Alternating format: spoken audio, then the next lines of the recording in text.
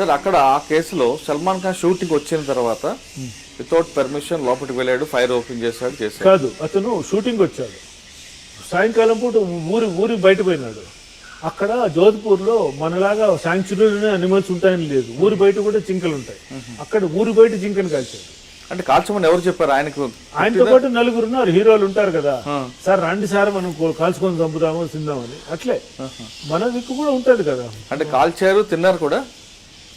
దాన్ని తినే లోపల ఏమైందంటే, విలేజ్ లో రాత్రిపూట బంధువు కాలుస్తానే వాళ్ళకి తెలిసిపోయింది ఎవరో అనిమల్ ను షూట్ చేసినారు.